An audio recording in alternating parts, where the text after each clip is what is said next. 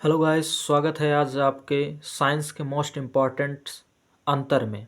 जो अंतर बायोलॉजी में पूछे जाते हैं उनमें से यह एक बहुत ही मोस्ट इम्पॉर्टेंट क्वेश्चन है ना। तो आइए देखते हैं क्या है ये। हाँ, आपके बोर्ड एग्जाम 2024 में पूछा जाएगा। क्वेश्चन क्या है? ऑक्सी श्वसन तथा अनाक्सी श्वसन में अंतर लिखिए। ऑक्सी श्वसन तथा अनाक्सी श्वसन में अंतर लिखिए। तो प्लीज़ वीडियो को अंत तक ज़रूर देखिएगा और प्लीज़ चैनल को सब्सक्राइब ज़रूर कीजिए और लाइक तो ज़रूर कीजिए और एक कमेंट। आइए देखते हैं कि ऑक्सी ऑक्सी नाम से स्पष्ट है कि इसमें ऑक्सीजन आएगा। Oxy oxygen, oxy oxygen, oxy oxygen, अर्थात इसमें ऑक्सीजन आएगा। और देखिए अनाक्सी अर्थात ऑक्सीजन नहीं, नाक्सी अर्थात नहीं, ऑक्सीजन नहीं, अनाक्सी ऑक्सीजन नहीं, अनाक्सी ऑक्सीजन नहीं। अर्थात ऑक्सी श्वसन में ऑक्सीजन ग्रहण किया जाता है। तो देखिए आपका पहला अंतर है कि इस क्रिया में ऑक्सीजन की आवश्यकता होती है। इस क्रिया में ऑक्सीजन की आवश्यकता होती है। तो इसका जस्ट उल्टा हो जाएगा कि इस क्रिया में ऑक्सीजन की आवश्यकता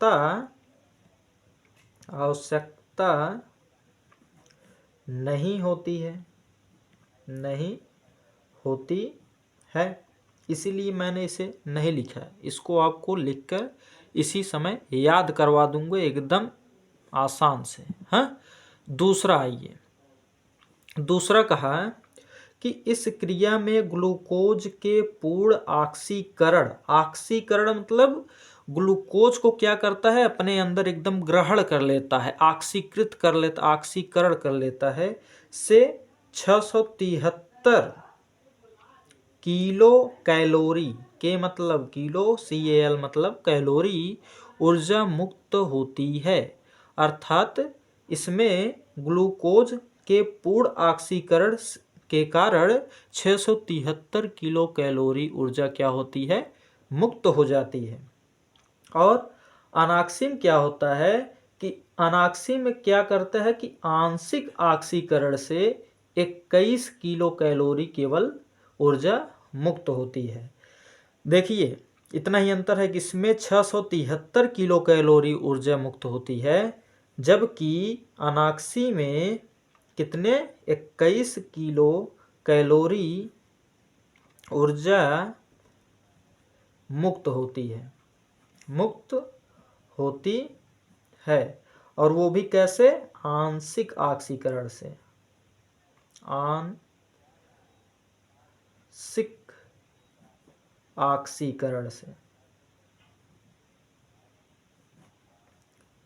हाँ, आंशिक ऑक्सीकरण से 21 किलो कैलोरी ऊर्जा जो होती है क्या होती है, मुक्त हो जाती है। तो आई होप आपको यह दूसरा भी याद हो गया होगा। आइए तीसरा देखते हैं। तीसरा कहा कि इस क्रिया में 38 ATP, ATP मतलब एडेनोसिन ट्राईफॉस्फेट। क्या?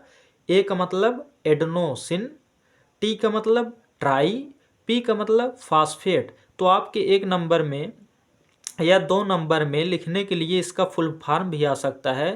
तो इसलिए हम आपको बता दे रहे हैं कि ए का मतलब एडेनोसिन, टी का मतलब ट्राई, पी का मतलब फास्फेट। तो adenosine triphosphate, adenosine triphosphate, adenosine triphosphate, adenosine triphosphate. A का मतलब एडेनोसिन, टी का मतलब ट्राई, पी का मतलब फास्फेट। हाँ, तो एडेनोसिन ट्राईफॉस्फेट बनता है। हाँ, इस क्रिया में 38 ATP एडेनोसिन ट्राईफॉस्फेट क्या करता है, बनता है।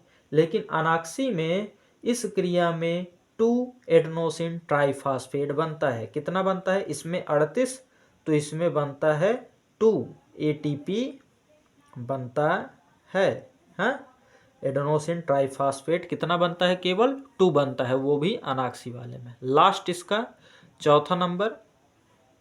हाँ, चौथे में कहा कि कार्बन डाइऑक्साइड अर्थात CO2, हाँ, CO2 कार्बन डाइऑक्साइड अधिक मात्रा में निकलती है। इसमें कार्बन डाइऑक्साइड क्या होता है, अधिक मात्रा में निकलता है, जबकि इसमें कार्बन डाइऑक्साइड बहुत ही कम मात्रा में निकलता है। कार्बन डाइऑक्साइड कम मात्रा में निकलता है। हाँ, कम मात्रा में निकलता है। अगर आपको एक अंतर और लिखना हो तो लिख सकते हैं। ये 4 अंतर तो बहुत है, 4 नंबर का आता है आपका ये, तो 4 अंतर तो बहुत है, लेकिन अगर आपको एक और लिखना हो तो एक और हम बता दे रहे हैं। क्या कि अंत में क्या होता है इसमें कि कार्बन डाइऑक्साइड CO2 तथा जल, CO2 तथा जल अर्थात H2O बनता है। क्या बनता है, H2O बनता है अंत में है। और इसमें जो होता है, इसमें कार्बन डाइऑक्साइड बन रहा है तो इसमें एथेनॉल बनता है। क्या बनता है, एथेनॉल, C2H5OH। हाँ, क्योंकि कार्बन की संख्या 2 है तो एथेनॉल, तो ये OH अर्थात नल समूह से जुड़ता है, तो ये हो जाता है C2H5OH एथेनॉल तथा कार्बन डाइऑक्साइड बनाती है। तो आई होप आपको ये पांचों अंतर अच्छे से तैयार हो गया होगा।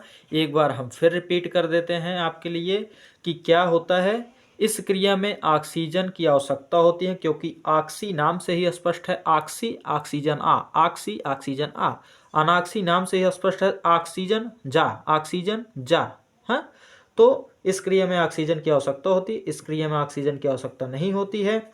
इस क्रिया में ग्लूकोज के पूर्ण ऑक्सीकरण से 673 किलो कैलोरी ऊर्जा मुक्त होती है, जबकि इसमें आपकी आंशिक ऑक्सीकरण से 21 किलो कैलोरी ऊर्जा मुक्त होती है।